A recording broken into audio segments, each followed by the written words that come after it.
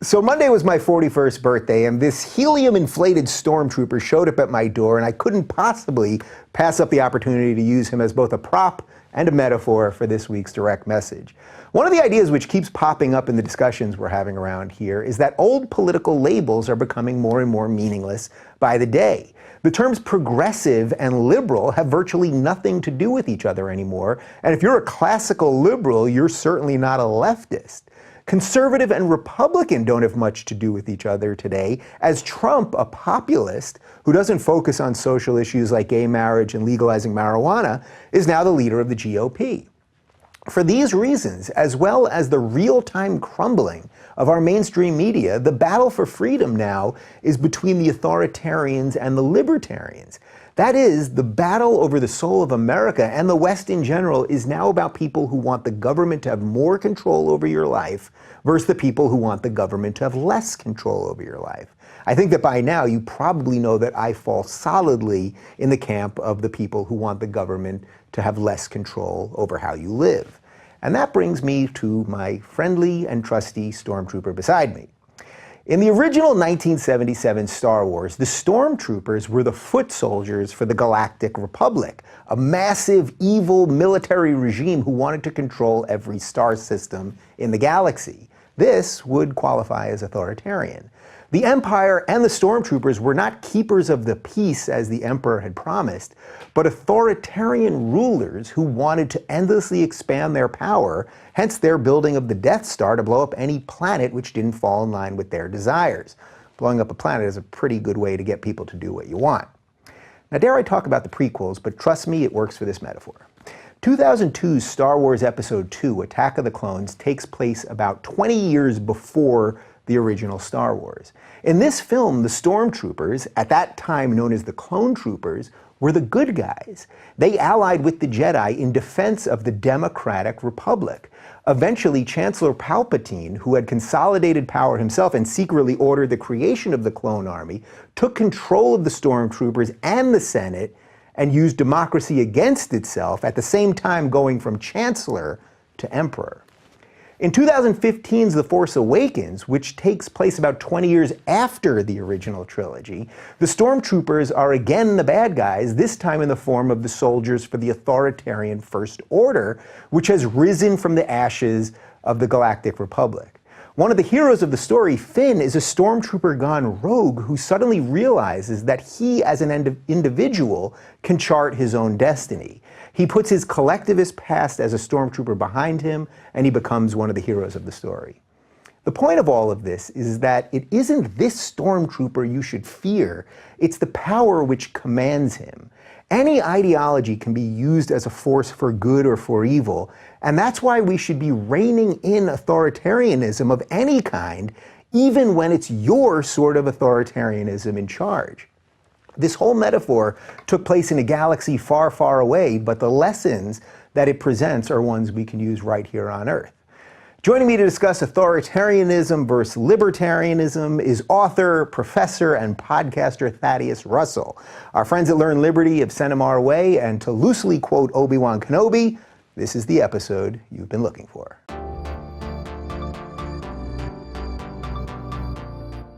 We're continuing our partnership with Learn Liberty today, and joining me is an adjunct professor at Willamette University and author of A Renegade History of the United States, Thaddeus Russell. Welcome to the Rubin Report. Thanks for having me.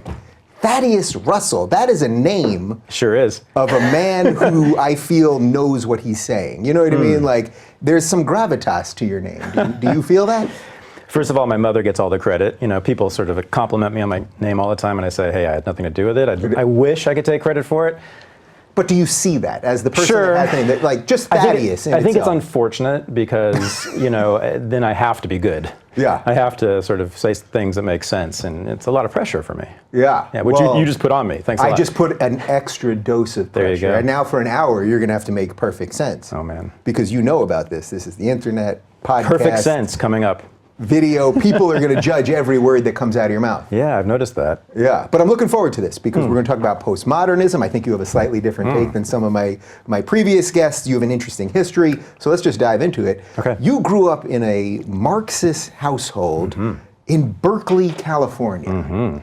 I've given a lot of good buzzwords right there in that first sentence. What was that like? You could also have said the 60s and 70s, too. That's when I was growing up. Yeah, that's a lot. I mean, right there, that's a lot. Plus the name Thaddeus Russell. Yeah, We've combined things here. I'm kind of done. I mean, we can just stop the interview now. Yeah, no, my parents were members of a small Trotskyist sect. It's called the International Socialists. And what they did was they industrialized, which meant that they left their middle-class lives and went into heavy industry and to organize the proletariat for revolution. So my mother became a clerical worker to organize the secretaries for revolution. My stepfather, who had gone to Exeter Academy and the University of Chicago, he left his world to become a steel worker and a truck driver. And the mission was to convince the workers to rise up and bring about a communist revolution.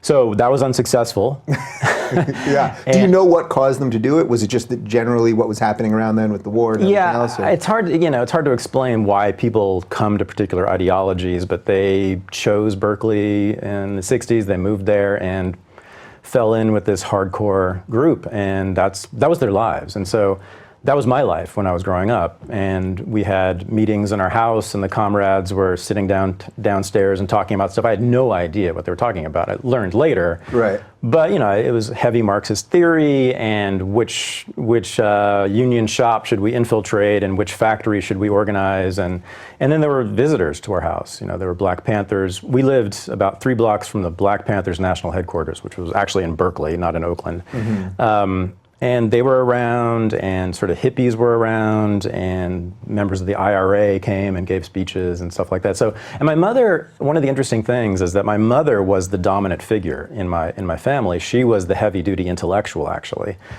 And so the idea of women being weak or victimized or unable to compete with men has always been just a weird thing for me, an alien idea.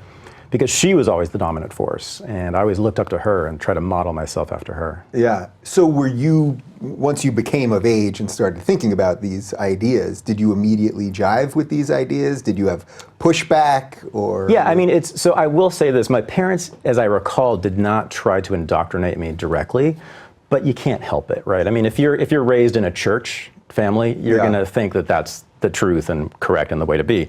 And that's what I said. I mean, my mother said that, in fact, she said this in one of her speeches, that when I was about 10 years old, she said, I want to grow up to be in the IS. That's what I want to be. I want to be a socialist, Mom. How do I do that? And that was kind of my mission. And I really mean that. Is when I went to college, I didn't know what socialism even was. Yeah. And so that was my mission. I said this. I said, I'm going to learn what socialism is and then become a socialist.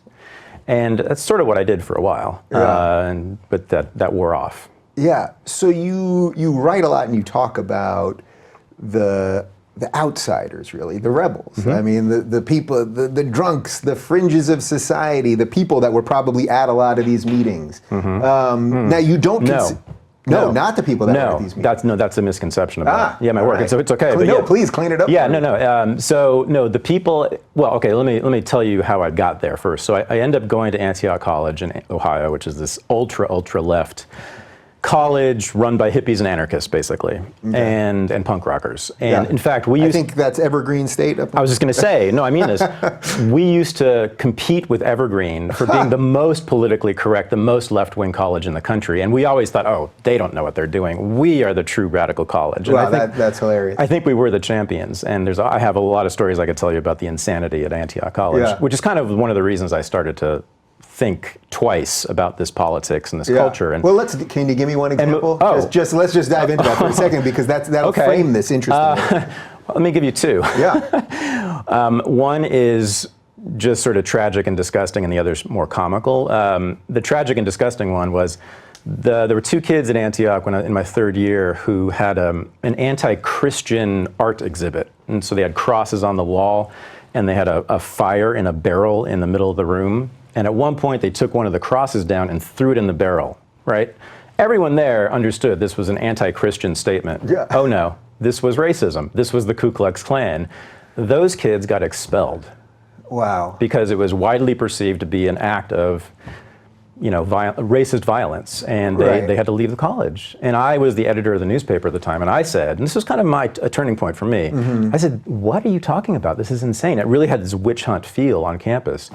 And I felt guilty and bad for having to come to their defense simply to explain that it had nothing to do with race at all. Yeah. And that there was this hysteria that really takes no prisoners. I mean, you have to eliminate the evil once you identify it. Yeah, why do you think that ideology breeds that hysteria? Because we're seeing this literally right now. Yeah, there's something that goes on college campuses. Actually, my mother said this to me when that happened. She said, well, you know what? They need the devil.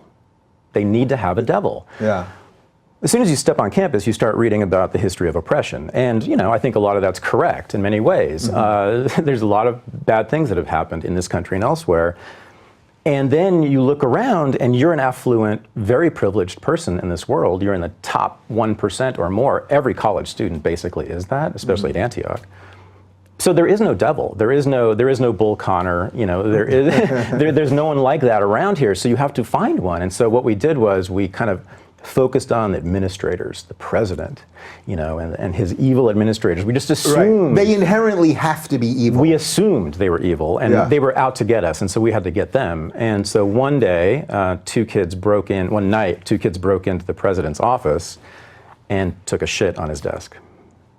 And that was our statement. That was telling him who was who. It works at many levels. And what was what. Yes. So I mean, those are just two of the most comical, or worst things that happened at Antioch in that way. It was also a very liberating place. I mean, there was a lot of, the hippies were good in some ways. I mean, there was a lot of nudity and smoking pot and lots of sexual freedom, which is gone now on college campuses. Mm-hmm. And I love that stuff, but I hated this puritanical left-wing culture. Yeah. And that's when I started to move against it. And then I went to Columbia for graduate school. And everybody there is a Marxist or a socialist or maybe a New Deal liberal, but everybody's on the left, everybody. And this was Upper West Side of Manhattan, as you know. And I needed to be a socialist. And so I started to study as hard as I could to be a socialist and be a socialist historian. I became a labor historian, which is what you're supposed to do. But I started noticing that all of these people didn't care what clothes they wore. They had no idea what movies were playing. They never watched television. They were completely oblivious to the lives of real people. And in particular, I'd say they were actually hostile to the ways in which ordinary Americans chose to spend their leisure time. Mm-hmm. So popular culture was something that was bad. Mm-hmm. It was a false consciousness, in fact, right? This is an idea from the Frankfurt School, from Adorno. He said this. He said, popular culture is simply the way the capitalist class maintains control, and so we must do away with it. Mm-hmm. I said, that's awful. It's worse than awful, it's totalitarian. Yeah, there's many arguments for saying that a lot of pop culture is nonsense and drivel, and I mock it constantly. But also people need an escape. It's also part of human nature. These are the things that rise up that have some resonance with people. Yeah, I want to say it's better than an escape. So, a lot of my work is about Puritanism and its long history, and people aren't really aware of how it carries through to today. So the heart of Puritanism is the Puritan work ethic, and a lot of people get confused about this. They think it's working hard to get a nice house or a big television or a nice car. It's not. It's the idea that work in itself, no matter what you get for it, is virtuous. Mm-hmm. So you should work all the time, no matter what you get for it.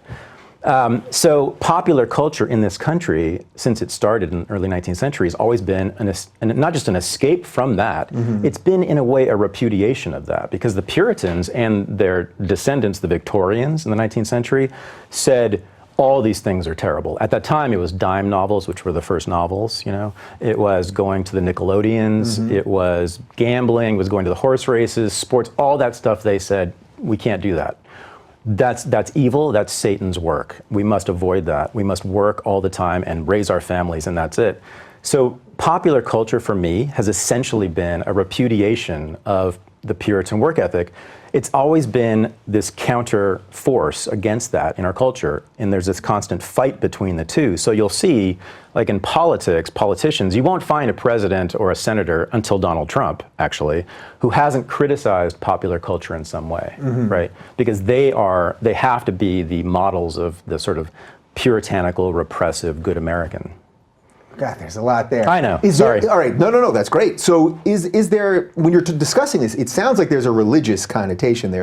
And when people hear the word puritanical, they think of a religious connection.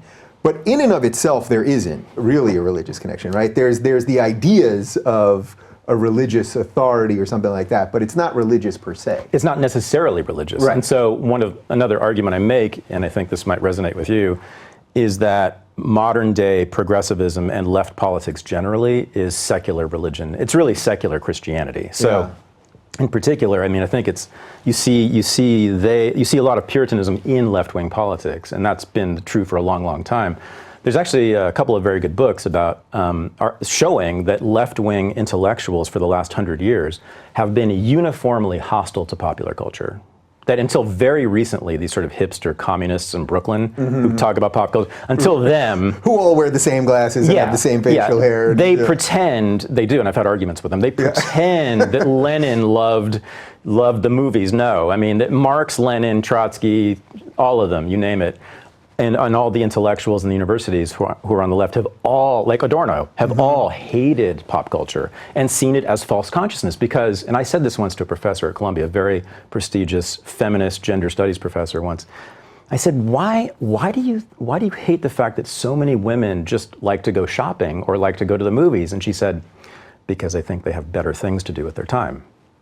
I mean, right, so that's not just profoundly judgmental. So it's elitist, it's judgmental, it's at least authoritarian. I think it might be totalitarian, and this is my critique of the Frankfurt School, not postmodernism, different things, by the way. And I do want to get to that. Very different things. To me, it's totalitarian, because their idea is that your ideas are wrong, false, that's their term, they use that, and they're leading you to do things that are counter to your own interests. So we know what your own interests are, and we know how you should best arrive at them, to gain them.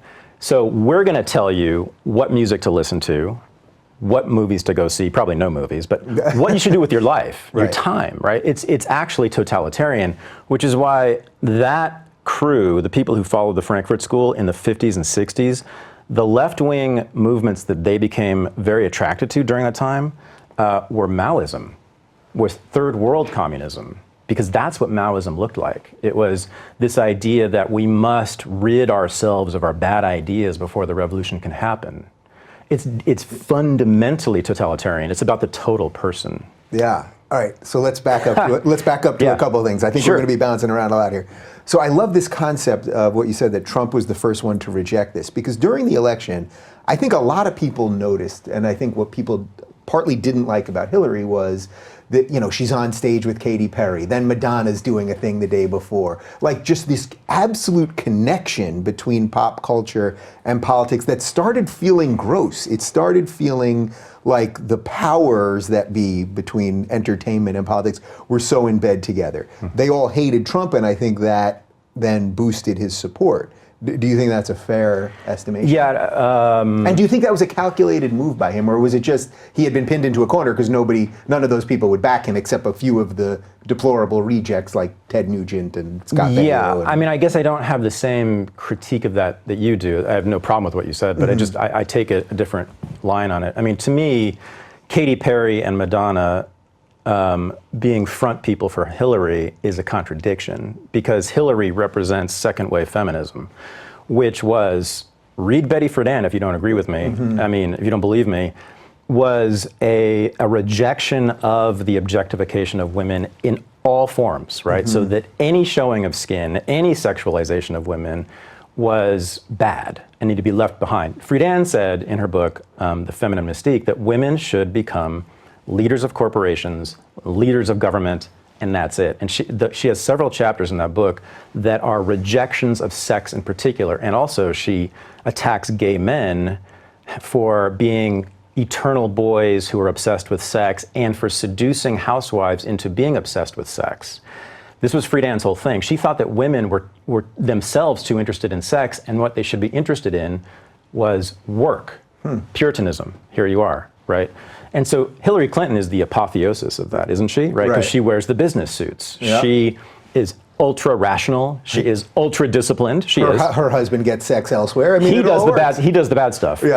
Right. So she's the perfect second wave feminist. So Katy Perry showing her boobs on stage, and Madonna having done the same thing before, that's a rejection. That's a contradiction with second wave feminism. So someone's not understanding something here. I think Hillary just used them, but probably isn't really a big fan of what they're doing. Right.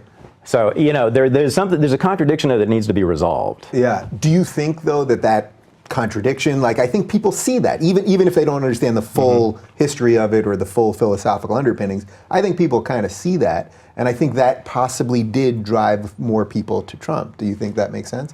I don't know. I mean, because it was a rejection of all of it. It was like just a rejection of just this monstrosity. I think that a lot of people, again, I don't know. Yeah. And I hate the way that people sort of presume to know what Trump voters thought, yeah. right? You better know everything, otherwise what the hell are we doing? My name's Thaddeus, I better know. Yeah. But I do think it's reasonable to assume, how's that, that a lot of them were rejecting or reacting to this repressive Puritanism in Clinton and politics generally, which is not just cultural, it's not just about sex, it's that you're not allowed to say all kinds of things if you're in American politics, right? It's this very restricted discourse that's allowed in American politics. I'm sure that was a lot of what went on. In fact, I did hear a lot of people say that. Trump says what he thinks. Yeah. Just that was very attractive to a lot of people. And that was attractive to me. I didn't like most of what he said, but I did like that he was breaking down the walls, right? Mm-hmm. And Bernie, to some extent, was doing that too. Mm-hmm. And so I thought that was very good, even though I didn't like either one of them in terms of their content, mm-hmm. but I did like that they were simply challenging the walls. Do you think that right there is sort of what the next evolution of politics is going to be? Because I've been saying for a while now, I feel like the chessboard has just been thrown up. We've got fertile ground now. We don't know what's going to grow of it. I think there's, the traditional labels of left-right are becoming meaningless. What really is a Republican in the age of Trump, which is a sort of a different thing than conservatism, all of that. Do you think that the next wave of politics is really going to be about the realignment of all of this stuff? I hope so. I do. I know you've been talking about this a lot on your show.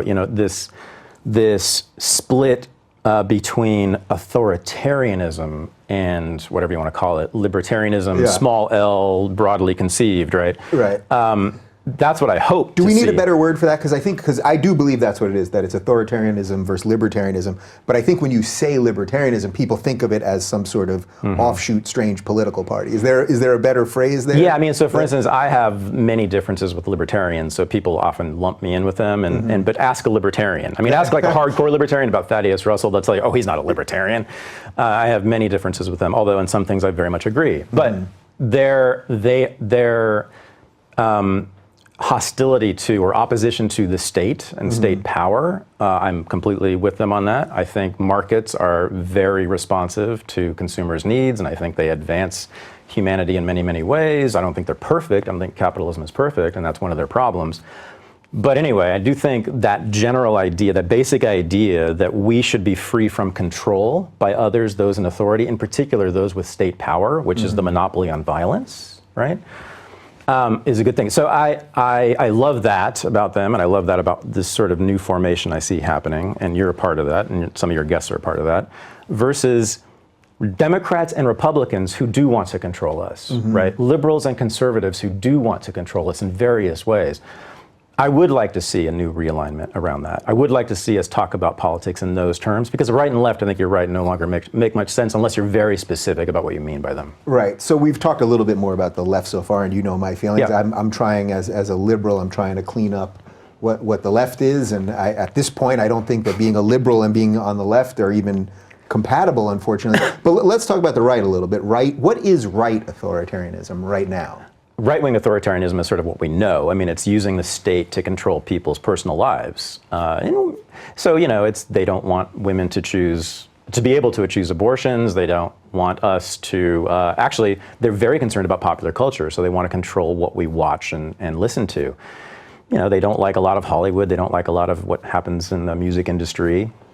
They've held marches and protests and called for laws to censor those things. And they also want to control what happens in the rest of the world in various ways. They want to send out the United States Army to control how people think and behave. Now, the thing is that lately, and I think, again, this is where you've been going a lot with your show, is that there's been a convergence between the conservatives, the Republicans, and the liberals, the Democrats, on many of these questions. So, for instance, hip-hop, here we go, popular culture.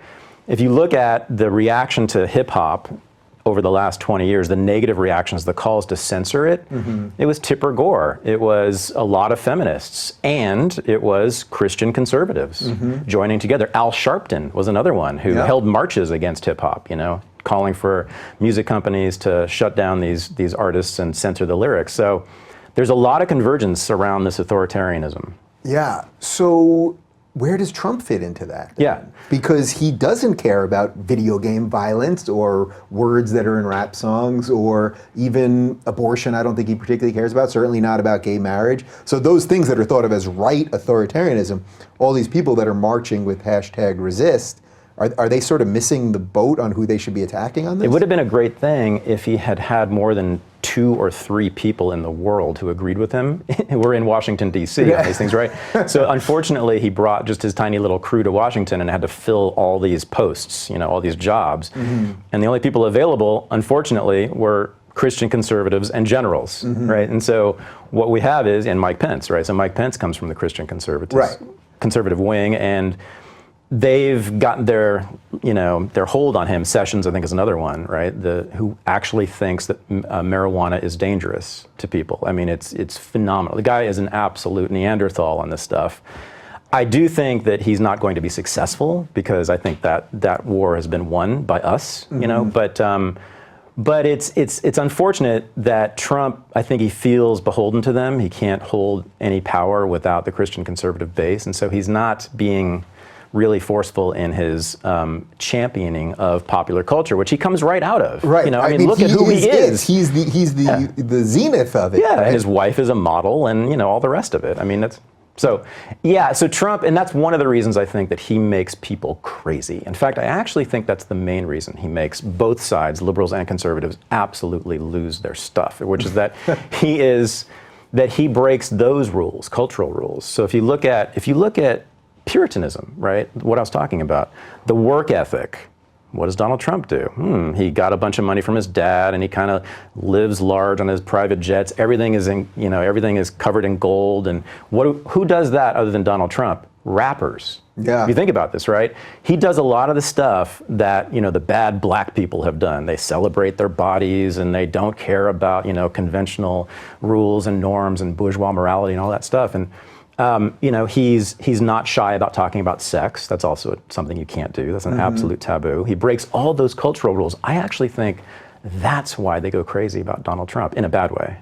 Because basically they don't know how to fight it because they're constrained by sort of other rules, right? It's so fundamental to who they are and what their world is. When we walk around in America, generally speaking, we don't talk about sex. We just don't. It's this silence that we impose on ourselves. We all are proud of when we work hard, even if we don't make a nickel for it, right? It is so central to who we are. We've internalized it. It's not like people walk around saying, oh, I'm a Puritan, and here's what the Puritans think. It's completely deeply embedded inside of us since the Puritans got here. And that's what Trump just seems to be oblivious to, sort of that fundamental American culture. And I would say it's really a middle class culture. So working class people of all colors have, generally speaking, and immigrants too, have kind of avoided that stuff. They haven't internalized it, of course, because they're sort of outside of the realm of power, and they're outside of citizenship, right? And so for whatever reason, I don't know why, Trump is much more like them, even though he's always been a rich kid. He sort of adopted that kind of working class indifference to bourgeois morality. And people can't stand that. What does that tell you about politics, sort of between the ideas and just the cult of personality? Yeah. You know, as someone that you obviously care about ideas, you have a command of the ideas. You were born out of certain ideas that you later challenged and have sort of incorporated into what you do now. But basically everything you've said is this is just cult of personality of what he's done. There's a fundamental, very depressing problem that I'm sort of just coming to grips with, or coming to terms with now in my own life, which is that, and I sort of known this all along, but it's really hitting me hard, is that even with the internet, even though I think people are better informed now than ever before because of that, the vast, vast, vast majority of Americans don't know anything about politics. So you've obviously been spending time on Twitter. This is a problem no matter what your politics are as a public political person or a public intellectual. You know, people don't even like that word. And And all it means is you're a lover of ideas, that you're curious about big ideas and you talk about ideas. That's it. You know, people don't even like it when you use that. Yeah, it's smug son of a... I know. Smug is the word I've been called recently, more than once. It's a problem. I mean, for what we do, right? Yeah. It's, you know, so that's why we, those of us in this little world, talk to each other most of the time. Yeah. Right? Because most Americans have never heard of Syria, much less know anything about it. You know, most Americans, I mean, look at the polls. It's just most Americans, I think, don't know who the vice president is. It's something like that. I mean, they can't identify Washington, D.C. on a map. You know, huge portions of the American public don't know anything. Is that just a function of our success, that we are perhaps the most successful nation in the history of the world? We have done tremendous amounts of good. We've done plenty of bad at the same time. We've brought in more people from every walk of life. All of these things, we've created this system that basically still is pretty great. And what you get out of that after the sausage is you get sort of a dumbed down thing because people have video games and have leisure and sports and all of those things. Yeah, so I think those are good things, though. I mean, I think sports... Yeah, no, I agree. I think this is, it's pretty great. Now, it doesn't mean there aren't problems, and I wish more people cared about ideas and all that, but that it's just the function of success is some of this. Yeah, you don't need to care about stuff. You don't need to think. You don't need to read Foucault. You can spout all you want about what he thinks, but you don't need to read him. Right. Because no one does. So no one ever checks you on it, right? But that... right. So, yeah, I mean, it's like I often say to people like you and me, it's like, well, are we sure we want to be doing this? Wouldn't we have a better time and a better life if we were just following sports instead? You know, I love sports. It's funny, I had Jason Whitlock from Fox Sports 1 on a couple weeks ago, and he was so, clearly passionate and knows his thoughts and all that stuff about politics and the wider world. And then when he left, I was like, man, that guy gets to talk about sports all day. I was like, that would be pretty great if I was an NBA analyst. No, I know. But we do love this. That's the. I don't know. I mean, aren't we conflicted? Well, I can only speak for myself. Well, I love it. Well, you do, but you're also tortured by it. Yeah, it's exhausting when articles and publications call me an alt-right extremist, or, and then I have to go, well, now do I want to spend my day fighting this or just letting it be? But it's fighting. That's what it is, right? And so half the time I love the fight and half the time I hate it. I don't know what else to say. I mean, I don't know what else I could do. I mean, I would love to be like a boxing coach instead, but I don't think I can. And I'd like to be in the NBA. Right. Probably not. So Jews used to dominate basketball. I know. In this country. Oh, you do know this. I know. Yeah. There were a lot of Jews in the early days of the NBA. Yeah. Now, it's dominated. It's too late for me. Dominated. 40 with a bad knee. So you could bring that back, Now that I think there are no Jews in the NBA, you could be the first. There's not one Jew. That's pretty sad. I've heard that Jordan Farmar is half Jewish. Yeah. Is he still in the league, though? That's about it. They got him out. They found out about his half. Yeah, I think they actually sent him to Israel. But all right, total sidebar. But wait, I want to focus a little more on that right authoritarian thing, because it isn't the part of the authoritarian stuff that I focus on a lot. So I do want to spend a little more time there. Okay. Part of it doesn't make sense to me. Like, it seems to me that on something like gay marriage, if the right that supposedly believes in states' rights and in the individual and in local limited government and all of those things, they had such an easy opportunity to do the right thing with gay marriage. Now, of course, it got screwed up because of the Christian conservatives. But even right now with marijuana, as you're talking about with Jeff Sessions, it's like, you guys are the ones that are supposed to care about limited government and not having the government tell people what they can do in their own home. Why are they unable to take a principled position here? Well, I don't know about being, okay, well, I think for me... Did I lead too much with that? No. I think that conservative or Republican authoritarianism is different in a very important way, and it's the reason that I, like you, focus much more on left authoritarianism, which is that they are dumber. No, really. They are less effective at getting authoritarian politics out there and distributed and bought into. Sessions, this is what I was saying about Sessions, right? Good luck, buddy. Like convincing America to roll back legalization of pot. It ain't gonna happen, right? You're certainly not gonna convince anyone of this stuff. I mean, no one believes, other than Jeff Sessions, really, that pot is harmful to you in the ways he's talking about. But then what does that say that even President Obama was still having the feds shut down local things like here in California? That is my point. That is exactly what I'm saying here. So that Sessions won't be able to do it, Obama could. because everybody loved Obama, because Obama played by all the rules, because he was the perfect American man and he was black. And so he kind of fixed our bad history for us too. He made us feel better. He was our salvation. He was perfect. He was almost a Jesus figure. And that's real, and I mean that. People really did treat him that way. And I don't think that's an exaggeration if you look at it, right? And so he could send in the feds to shut down marijuana dispensaries, and no one batted an eye. Yeah. Certainly on the left. But why did he? Oh, why did he? Yeah, I see what you're saying on the why he can get away with it. But why do you think he did if most likely he doesn't really care about marijuana laws? Do you think? I don't know. I would say that he, like people in the progressive left, and I include liberals in this, are interested primarily in social control. So they need, and that's not saying that they're evil. That's just who they are. They like a well-ordered society. So I don't know, but I would suspect, and look at Obama, he's like the paragon of discipline, right? He is actually the perfect Puritan, at least as far as we know, right? I would say that's part of it, that he didn't like the fact that people were violating federal law. And I think getting high, I think he now sees as disruptive, right? It's not a good thing. So look at his sermons, here you go, sermons or lectures or speeches, whatever you want to call them. Interesting choice of words. Against black culture, which people sort of don't pay attention to. But he gave every time the guy got in front of a black audience, he would start lecturing them about watching too much ESPN and about how they needed to pull up their pants and how they needed to work harder and raise their children right and stop eating Popeye's chicken. Google it. I mean, he went, and Michelle did the same thing. This really stern admonitions of black culture.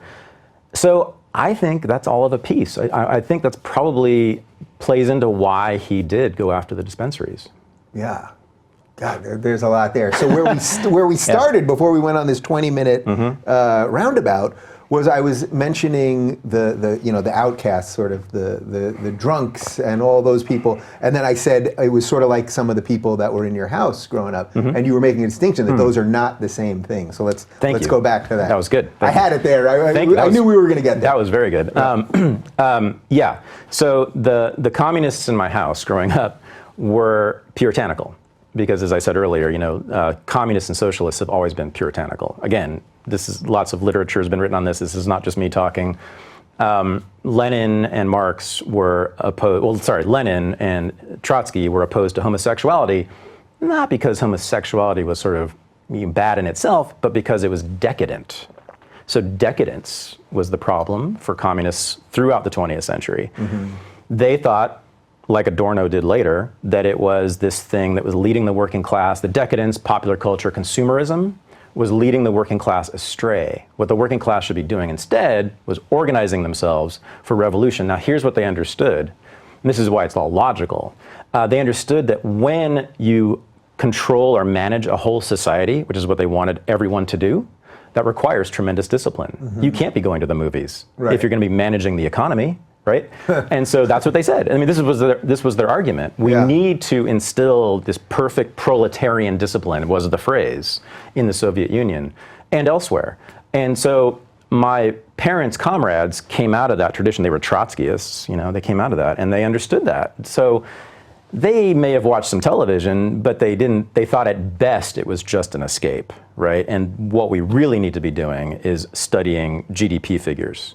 Right, and so that we can manage the economy. Everyone should be doing that. Everyone should be an engineer, and everyone should be ready to have meetings all day long and all night long to organize our society. So it's so interesting because I don't, as you're saying that, I was thinking that recently I've been saying this thing about how comedy, I think, is dying right now, too. That there aren't comics willing to cross the line. We've got Bill Maher apologizing for a word, even though no one in their right mind thinks he's racist. We've seen so many leftist, progressive comedians just making the same Trump jokes over again and not really pushing the limits of what comedy is. But with what you're saying, it really does make sense why they almost can't be funny. This is what I've been saying, that these progressives who are shutting down pop culture in these ways are true to their heritage. This is what progressives, I mean the progressives, the original ones of the early 20th century did. They shut down the Nickelodeons. They did. In every city in the country, progressives launched these campaigns. When you say, can you just tell people what Nickelodeons are? Oh, sorry. Because a lot of people, my younger audience is going to think you mean with the green goo, Sorry. but that's not what you mean. Yeah, the Nickelodeon network is named after the cinemas which started in the Lower East Side of New York, but grew and spread all over the country, which were 5-cent cinemas. You could go and put a nickel in and you could watch a movie. Yeah, although I'm sure they were probably going to go after the green goo at some point too, because there's got to be some racial connotation to that or something. Yeah. So the progressives in all the big cities shut down those Nickelodeons because the working class was watching burlesque, or things that weren't about work and discipline and war. And so they're being true to their heritage. Yeah, we should have culture that is completely austere, right, and not fun or funny in those ways. That's why the left is so unfunny, right? Think about it. I mean, they're so earnest. They're so earnest that they can't make a joke. Well, that's the thing. They've been birthed, Pepe and Kek. Yeah. And Kekistan and all of it. They birthed it because it's these people online that have just had it with the political correctness. So now they're sending out frogs with swastikas just to get a reaction out of people. Yeah. And people then think it's hate speech, which of course has been. I had Gavin McInnes on my show, and it became very clear to me about 5 minutes in that this is what's happening. He's hilarious. Much of what he says is either racist or pretty damn close. And the content of what he's saying, I have a lot of trouble with. I don't know how serious he is about it, but it's clearly right-wing in pretty bad ways, according to my politics. But he's really, really funny. He has the freedom to do that. Comedy requires freedom. Jim Goad is another one. He just approached me. He wants to be on my podcast, and I started looking at his writing. Much of what he says is probably racist, probably sexist, probably homophobic. But he's hilarious. He's very, very funny. So what do you do? Yeah, I want to ask you that. What do you do with that? You personally, what do you do with that when you're sitting across from someone like that? Right, I don't know. I laugh. Yeah. And I'm troubled. And I feel like if they are not, however, I feel like if they, like with Gavin McInnes, he has no real power, right? I mean, no one's going to listen to him and write some policy based on this. You could say he contributes to the Trump phenomenon, but what's the Trump phenomenon? I mean, there is no Trump phenomenon anymore. The generals have taken over, basically. Once they attach themselves to any movement that might seize state power, then give me an AK-47. Right. But these guys are so marginalized. People talk about being marginalized. The marginalized are those guys and what they represent. It's so interesting you say that, because that's the other reason that I focus on the left, is not just because I come from it, but also because I see that's where all the power is seated. The conversation is seated there. Hollywood is seated there. Sure. All of those things. So when they get, the three white supremacists to show up at a meeting somewhere, and then of course the media blows it out of proportion as if there's Nazis, rampaging through the streets. It's like you just need that. You need that belief. Do you think that's a fair critique? Absolutely. Oh, yeah, no. Yeah, I mean, so they control most of the media. It's just true, okay? Liberals mostly, not really socialists, but liberals control the media for the most part, other than Fox News and Fox. Well, by the way, if you've ever been in the Fox News green room, you'll know that there's a lot of liberals who even work there, right? Oh, the people behind the scenes, there's tons. I knew gay people that work there and all sorts of New York City, Upper West Side. Oh, yeah. Exactly. And they control academia. And they control what's now being called the deep state, whatever, if that's fair. That's a whole other topic. Whatever, but in terms of the civil servants, right, who work in Washington, D.C. and work in all the state capitals, we know this, is overwhelmingly liberal. So, this is why I get upset, because they control the world that I operate in. They determine my fate in many ways. So I know that just because of the things that we talk about here every week, when you say the word liberal, that a certain amount of my audience is going to go, wait a minute, does he mean classical liberal or does he mean progressive or leftist or something? It's obvious to me you're making that distinction, but the word liberal has now been so muddied that in some ways it's not even worth. The progressives who shut down the Nickelodeons in the turn of the 20th century, they're the ones who changed the meaning of the word. They seized it sort of after World War I and said, oh no, we're liberals. And people are like, what are you talking about? You're not liberals. You want the state to control much of the economy and much of our lives. But they started to use that word and it stuck. And so once the New Deal happens in the 1930s, Franklin Roosevelt becomes another Jesus figure.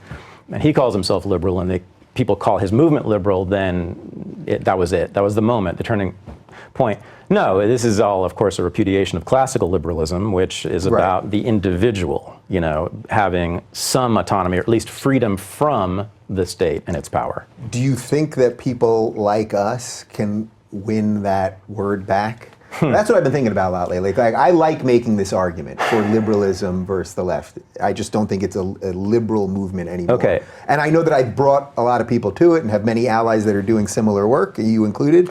But do you think it's possible? Like, the word liberal is now so tainted that in the broader sense, maybe we can't build something around that word. Not to say the ideas can't be used in another way. Yeah, so I'm not sure I want to. So I'm not a classical liberal, and I don't love classical liberalism. I like some of it, but the Puritan notion of the repressed individual who never talks about sex and only has sex to procreate and who works all the time, that's actually at the center of classical liberalism. So if you read John Locke and you read the Founding Fathers, this is what they say, we must regulate ourselves so that the state doesn't have to. So it's a cultural Puritanism. It's good that they don't want the state regulating us in those ways. So I like that. I like the Bill of Rights. But they say for that to happen, for that to be possible, we must constantly police ourselves. So the cop becomes internal. The policeman is inside of us. So I don't love that. Yeah, that's interesting, because I've never thought of it in that. I know exactly what you're talking about, but to me that was more of just a sign of the times then, versus now, because aren't we all policing ourselves in our own way? I mean, every day you get up and you don't do everything, every whim that you want to do and every crazy urge that you want to do. So we're all sort of doing that just by living, right? Oh yeah, sure. It's not, I mean, it wasn't a sign of the times. They made this argument. I mean, Locke and the Founding Fathers, the whole first chapter of my book, Renegade History, is on this. I mean, if you think about it, it's consistent, right? They wanted the people, or at least some of the people, many of the people, to control the country, take it away from the king and run it themselves. And they understood this thing that the Leninists understood a century later, which is that, to do that, Jesus, we've got to learn a bunch of stuff, and we've got to stop, going to the cockfights and stop smoking cigars. No, really, and stop drinking most of all. And because we got work to do. We've got to run this country. Yeah. Democracy, I say, is puritanical for that reason. So it's interesting because, as you know, you work with Learn Liberty. They're a classical liberal organization. They sent you to me. I just want to make a point of saying that's why it's a beautiful thing that we're doing with them, because you just said I am not a classical liberal. Yeah. Where do you, if you had to give yourself a label, I know you don't want to get hung up on that kind of stuff, but I sense a lot of classical liberal stuff from you. I sense some libertarian stuff from you. I sense some utility of the state from you. What the hell is that? I don't know. Let's make up a new word. I don't know. I mean, I don't know. I have sort of, culturally, I guess I'm anarchistic, I suppose. I am anti-authoritarian. I'm anti-authority. It doesn't mean I want to demolish authority and remove authority. In fact, I like that there are some people in this world who want to take charge, because I don't want to do that work. Right? I don't want to do that work. Yeah. It's weird, right? That there are some people who just want to manage everything and take control and take care of everything. I don't want to determine who picks up your garbage on Monday morning. I mean, that's fine. I'm glad you want to do that. I'd rather play video games or whatever it is, right? And so I don't know what that is. I mean, it's that's why I like a lot of libertarianism, obviously, because they want the state out of our lives. But a lot of libertarians have this classical idea of the self-regulating individual there, right at the middle of it. And so I don't like that at all, because they're kind of not fun either. They were actually, a lot of libertarians remind me of the socialists that I grew up with. They're very stodgy and very kind of uptight and controlled and not interested in the real world and the pleasures in the real world. All the pleasure they get is from reading books, which I understand, but there's more to life than that. Yeah, right? This past week was, or about a week ago, was VidCon, which is where all the YouTubers get together. I didn't go, but a lot of the people that are sort of in my YouTube circles, most of them are younger than me, were there, and it seemed like what I could gather was they were the fun group. That there's these people on the left that are screaming about third wave feminism and all this stuff, and then they're at a YouTube conference. There's not many people on the traditional right, but that this new group, whatever this thing is, of these sort of half liberal, libertarian mix, whatever, that they're the fun group, and that's what's attracting people. I think that was probably a lot of what was in the middle of Gamergate, which was that there's these kids playing video games who liked looking at women with big boobs. and and enjoying it. Right, and that was about it, I think, for most of them. I would imagine, right? They like shooting people, right, and virtually, and watching the heads explode, which you're not allowed to do. By the way, that's another form of repression that the Puritans and the Victorians instituted. We can't fight each other in the streets. That's anarchic and disorderly. We have to let the state do all the killing for us, right? We get the monopoly on violence. The state does. So you can't do that anymore. So, like, boxing was shunned for a long time. All these things, and so I think video games represent sort of a return of the repressed, to use Freud's term, in that way, because these kids are doing stuff you're not allowed to do through these video games, which is kill and have sex, or at least some kind of sex, be sexual in that way. And it's fun. Now, we know that this didn't cause them to go out and shoot people. We know that it didn't cause them to go out and rape people. We know this from many, many, many studies, right? Yes, every study, basically. Every study. Okay, so we just know that. And so they were having fun doing the stuff that you're not allowed to do or even express. You're not even allowed to express those desires in this culture, right? And then all of a sudden you have these people coming in, swooping in and telling them that not only what they're doing, just their thoughts, their feelings are bad, but that it's going to cause another Sandy Hook and another mass rape somewhere, and that it's the cause of the subjugation of women. Well, it doesn't make sense to these kids, and I imagine, and it's like we were just having fun in our mom's basement. Yeah. By the way, we have zero institutional power in this country. Right, nothing. Nothing, and you're telling us suddenly we are the most powerful people in the world. Now, by the way, I'm speaking for them now. Here's what's so amazing to me. We should have a Gamergate hat for you. Yeah. Here's what's so amazing to me. It's like, why are feminists why is anyone so concerned about what those people think? Like, that's what becomes important in a lot of feminist discourse, is what we think, what men think. Well, all that does is sort of reinscribe the patriarchy, right? What we think, what we do is what's important. What men do and think is what's important. Well, how about just say, I'm going to do what I want to do. And many feminists, by the way, have done this. There's a different strain of feminism that I love, which has been called sex-positive feminism or independent feminism. But so that's sort of more the Christina Hoff Sommers. I know she doesn't focus that much on sex, but more just like let them do their thing. Maybe, yeah. So I had a guest on my show. Her name's Anna Aerosmith. She was a feminist, and she hated pornography. She thought it, degraded women. And then she was walking down the street in Soho in London, which is the red light district basically in London, thinking and watching all these shops full of these, videos with sex all over it. She was turned on by it, and she thought, oh, wait a minute, I'm turned on by this, but I don't like that. So you know what I'm going to do? I'm going to make my own porn. And so she started making her own porn. She became the biggest female pornographer in the world. And did it on her own terms, and it's all hardcore. There's nothing, she doesn't hold anything back. She just makes it nicer looking, and the men are better looking, etc. And that's it. To me, that's feminism. Do it on your own. Make your own world, right? Instead of worrying constantly about what I want and what I think. Yeah. How unhealthy do you think just having to talk about politics all the time is? I don't mean what we're doing right here. So I don't mean for the people that have these conversations about ideas and that. But I mean for the average person that all day long now, because of social media, is harping about every little decision that happens in the government. And it strikes me as it's starting to like really rot people's minds or something. Like, I would argue that a good government is one that's small enough that you wouldn't have to talk about it all the time. Now, there's probably good counter arguments to that. But the idea that people are all day worried about this stuff seems like a real problem. Well, so when you say people, how many people are we talking about? Again, I think it's it's hard to gauge. I think it's a lot of people talking to each other, right? I think it's a pretty small world that we inhabit or that we observe, right? I think most, what is it? 25% of Americans are on Twitter. Okay, so that's a quarter. That's a pretty big chunk. But of those, how many just read Katy Perry's feed, right? I mean, I think that those who do which can be bizarrely political, though, because of doing stuff with Hillary. So but let's say what's called political Twitter. I don't know, but how many people are there, right? And how many people there are just check in on the Democratic Party's latest announcements, right? I think it's a pretty small world. I'm not too worried about the population in general, but I do think that the world that you and I have chosen to live in is pretty uncomfortable. And I'd say since the election in particular, it's nearly intolerable. So I used to be a Twitter addict, and then since the election, it's actually been really hard. It's not been fun to go on Twitter. It really almost never is fun. It almost always makes me sad or angry.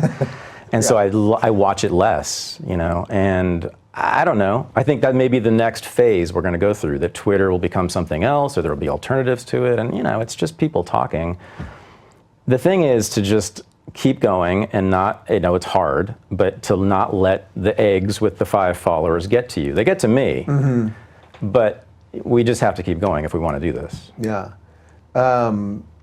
What about the amount of time that we're spending on this? I think that's really what I meant there. Not just the griping, but the amount of time people are worried about these things. Like the broader people. Yeah, I mean, well, the thing that I don't like is the policing that goes on. It's a constant policing, right? You said this, and you shouldn't say that. You shouldn't think this. You shouldn't feel this. You need to check yourself. You need to watch yourself. It's a totalitarian language, which again, by the way, comes out of the Frankfurt School. It does. Which, you know, their argument was that language is this tool of the oppressor against the oppressed, and so we need to recapture the language and make it our own to bring about revolution. That was the Frankfurt School. It's a totalitarian impulse. It's a totalitarian politics. It's no fun to be around, and I think that's the thing. People are they're repudiating it sort of tacitly, in that they're watching they're playing video games instead. They're watching television instead. They're not engaging in this discourse. You and I are masochists because we do it. Most people are not masochists in that way. So that's, to me, the cause for hope. Yeah. It's so funny because I enjoy 90% of this. There is that 10% of just, you know, when people are maliciously misquoting me or writing things that are blatantly not true. The rest of the interaction, I can basically deal with, and I do love the battle of ideas. But believe me, I hear you. There's like an unspoken thing that we can do here that I can't quite quantify in words. So I'm curious. So all this being said, you have an interesting mixed match of politics and culture and all that stuff. Is there anyone in politics right now that you like, that you go, well, this guy kind of gets it? No. Yeah. Meaning like electoral politics? Yeah, just anyone right now. Or who in the public space in general? Like, is there like a couple, is there anyone? In electoral politics, there's no one. Yeah. I mean, I thought Trump was interesting in these ways, that he was at least raising these questions for the first time. I mean, I can't stand most of what he's for in terms of policy, but he was raising these questions for the first time, so I got to talk about them, and that was great. Thank you for the opportunity. Now leave office and or just please don't do anything when you're in office. This is the best thing. But no, in electoral politics, there's no one, because they are part of the machine, or at least they want to be part of the machine. So being part of the machine means making yourself a cog, right? Uninteresting uninteresting to me. There are very few cultural radicals left. There are a few sort of sex radicals. There's like 3. You know, I find them interesting. You know, people who say, yeah, we should talk about sex. We should be able to express our desires openly. It's better. Sex is a good thing. Sex is not a bad.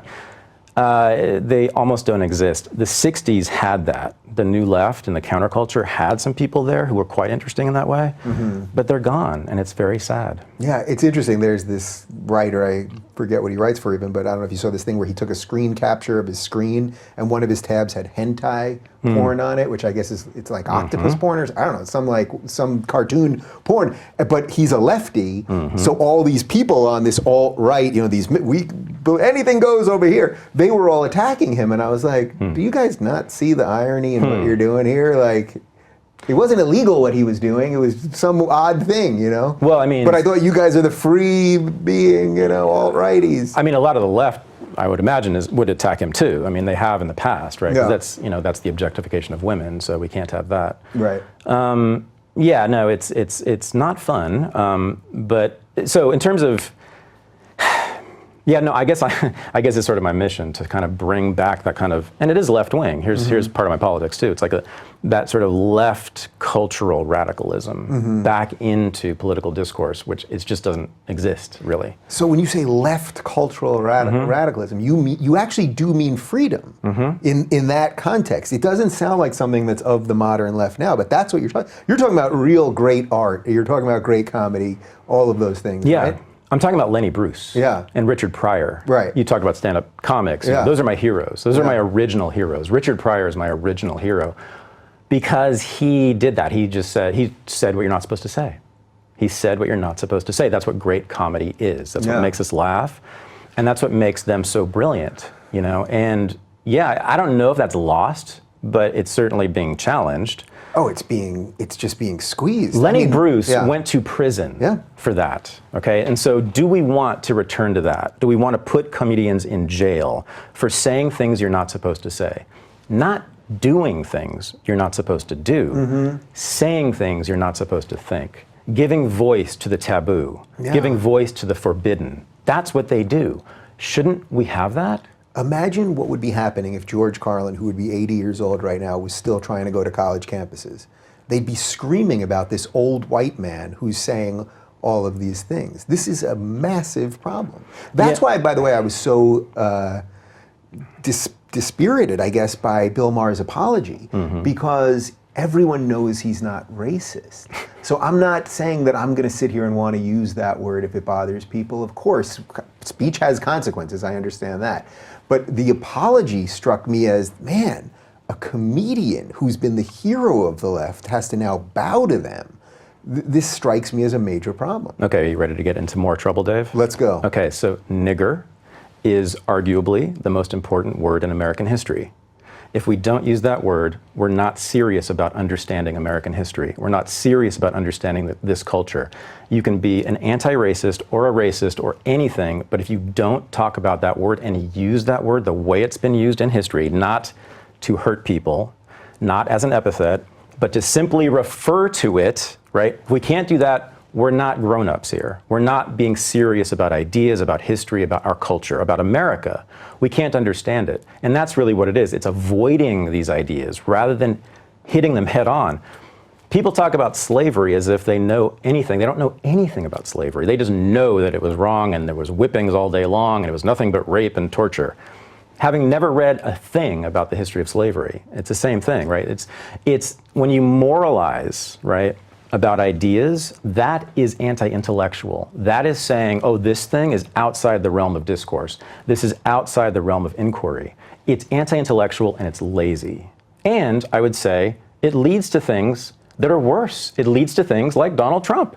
Because you are repressing, again, these ideas, and there are people who just won't be repressed, and they're gonna come back. And they're gonna say, yeah, you're playing identity politics. You're saying, there's blackness and whiteness and you're black and I'm white. Well, okay, fine. Now I'm going to say I'm about whiteness and being white.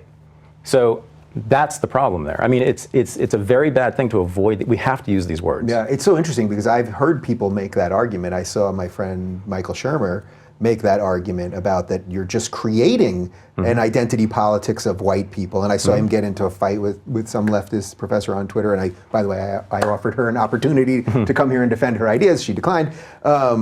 But I so obviously see that. But it also leads to all sorts of other cultural rot, because by taking the word out of Huck Finn, well, that was a book it's not only stood the test of time, but now you're altering the original meaning. Not to mention that Huck Finn was anti-racist. The book, which, as Bill Maher, has been anti-racist. But the point needs to be made that if it were racist, we still have to use the word, right? Not as an epithet, again, not the way the racists used the word, but we have to be able to talk about the racism. We're not, here's the terrible irony, is that by not being allowed to use that word, we are not allowed to talk about racism. We're not allowed to study it, think about it, take it seriously, right? It's like in Germany, you're not allowed to basically talk about Nazism unless you just sort of moralize it really quickly. Wouldn't you rather, as a Jew or an anti-Nazi or wouldn't you rather study it really hard, really closely, if you don't want to return to that? Yeah, right? Well, it's why, I mean, as a free speech guy, it's why I'm completely against the laws that, criminalize Holocaust denial, because they're not going to stop denying it. They're just going to go into their secret little places, and I'd rather have all this There are stuff more out in the open. real Nazis in Germany than in the United States, where we are allowed to talk about it. Yeah. But okay, so you said the word. Now I know a certain amount of people are going to be angry at me because I have not said the word while sitting here with you right this second. You know that there's a certain cost there. You know what I mean? Like, and it just you've just sort of shifted past that. Well, you've hit you've made your sort of philosophical point, and now it's just and so I would just say, listen to what I say after the word. Because I very clearly put forward why we should use that word, and I'm pretty sure what I said was anti-racist. Yes. Anti-racist, that anti-racism requires using the word nigger. And that's why all this has been flipped. So then at Evergreen State, to bring us back to 40 minutes ago, at Evergreen State, you have a professor, Brett Weinstein, who was being anti-racist. And now he is smeared a racist. So I guess that's what it is. When you don't deal with the truth honestly, you end up having to destroy anyone who even gets close to it. Yeah. Evergreen is not a good look, I would say.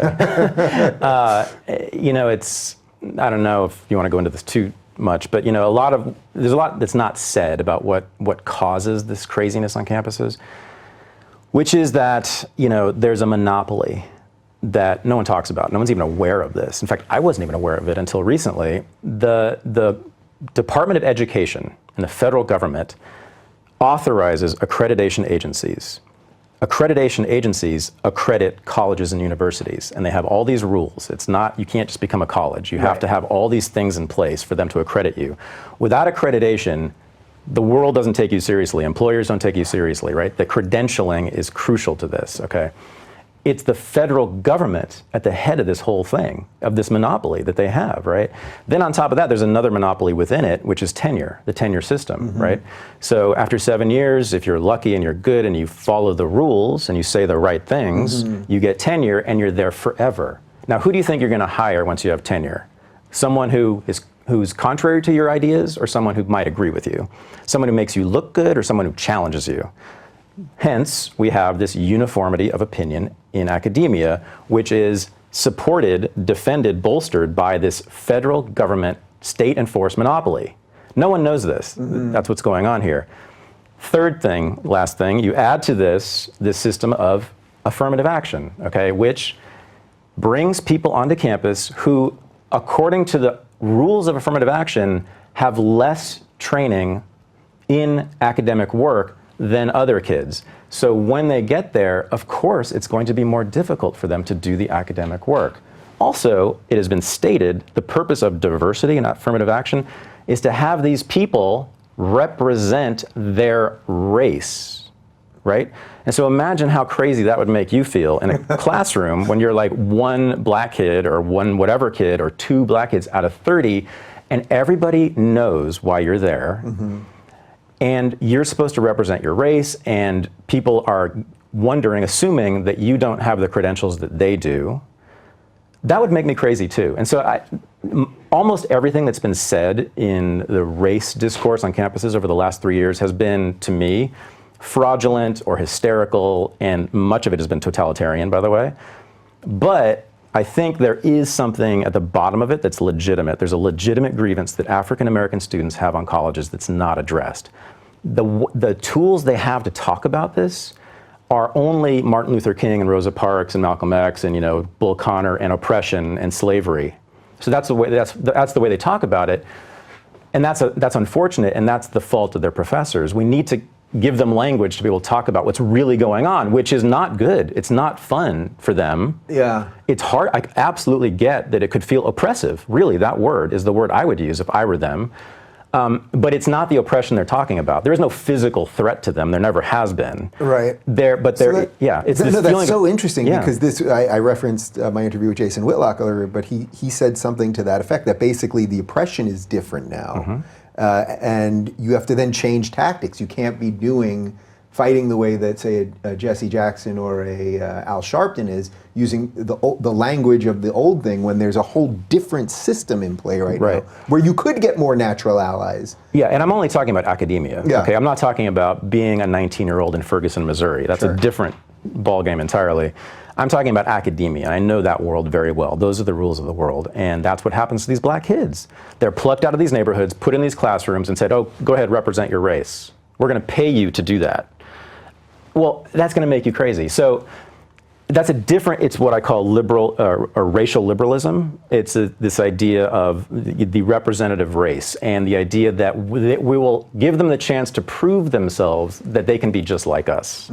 So there's an assimilationist impulse in there too, or an assimilationist expectation, we're going to show the world that these black people can be just like us, which, by the way, is kind of white supremacist in a way, right? Because they're saying, well, our world, of course, is the best one. Harvard, of course, is the best place to be. That's incredibly elitist and superior and probably white supremacist, because Harvard, of course, is historically a very white institution. Yeah. So just let people do what they want to do. We don't have to expect them to go to Harvard. All right. Well, I suspect we're going to do this again, but I want to ask you one final thing, and I think it's sort of been a through line to what you're talking about. I sense sort of like an alternate, so there's sort of a world weariness to you, and then also like a total sense of opportunity.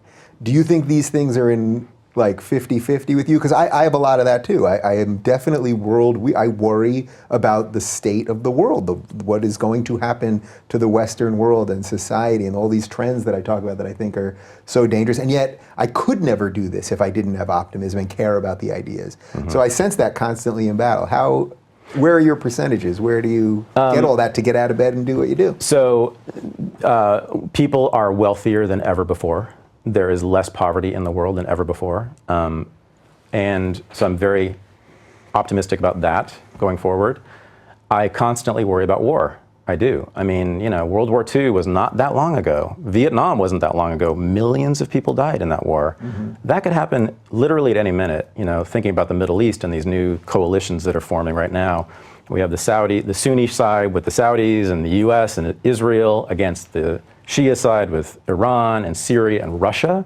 And if Turkey makes its decision to go with the Shia, which it very well might because of the Kurds, then look what we have there. We have two huge military alliances potentially fighting each other. That's terrifying to me.